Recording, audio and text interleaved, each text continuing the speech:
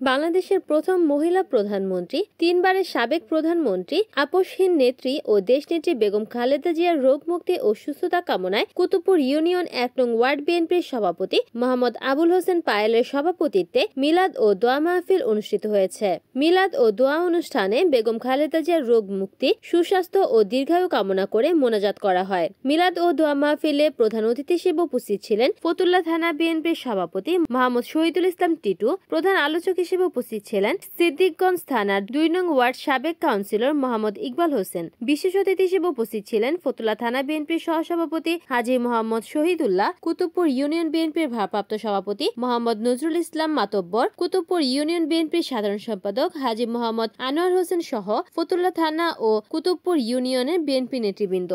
এই স্বৈরাচার শেখ হাসিনা বিগত দিনে বাংলাদেশে যেভাবে মানুষের উপরে নির্যাতন করেছেন, যেভাবে বিরোধী দলের উপরে নির্যাতন করেছেন, আমি যেমন আমার রাজনৈতিক বয়স প্রায় ৩৭ বছর, আমি আমার রাজনৈতিক বয়সে আমি বিরোধী দলের উপরে এমন নির্যাতন করতে আমি কখনো দেখিনি।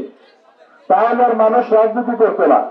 আজকে দেখেন, একটা ভালো মানুষকে আপনি যদি রাজনীতির কথা বলেন, সে মুখ ফিরিয়ে নেয়, রাজনীতিতে আসতে চায় না।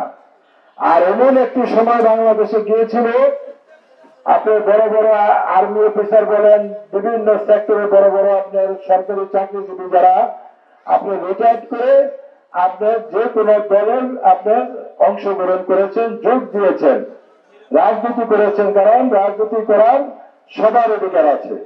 কিন্তু আজকের প্রেক্ষাপটে আপনি নতুন করে কেউ রাজনীতি করতে চায় না। এটা কারণ কি? এটার কারণ হলো ফ্যাসিস্ট স্বৈরাচার শেখ হাসিনা যে নির্যাতন নিপীড়ন করেছেন, মানুষের ভিতর থেকে আজকে সে ভয় কাটিয়ে উঠছে না। প্রিয় ভাই ও বন্ধুরা আমার, আপনারা দেখেছেন আমাদের নেত্রী, আমাদের মা দেশনেত্রী বেগম খালেদা জিয়াকে বিনা বিচারে মিথ্যা মামলায় দীর্ঘদিন যে হাজতে রেখে তাকে বিভিন্নভাবে নির্যাতন নিপীড়নের কারণে আজকে সে এইভাবে অসুস্থ হয়ে পড়েছেন। আজকে পুরো বাংলাদেশের একজন অভিভাবক হিসাবে সে চিহ্নিত হয়েছেন ইতিমধ্যে। এই সময় আমরা যদি অভিভাবককে হারিয়ে ফেলাই, তাহলে আমাদের এই গণতন্ত্র আর পুনরুদ্ধার হবে না, এই দেশ বাংলাদেশ আর এগিয়ে যাবে না।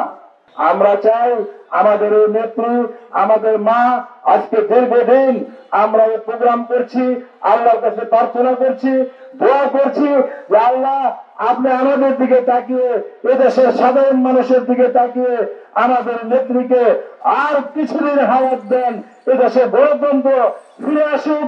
উনি এই গণতন্ত্রের জন্য অনেক যুদ্ধ করেছেন, এই গণতন্ত্র যেন উনি দেখে এই দুনিয়া থেকে বিদায় নিতে পারেন। রিপোর্ট করেছেন সুমন ইসলাম, NN TV, নারায়ণগঞ্জ।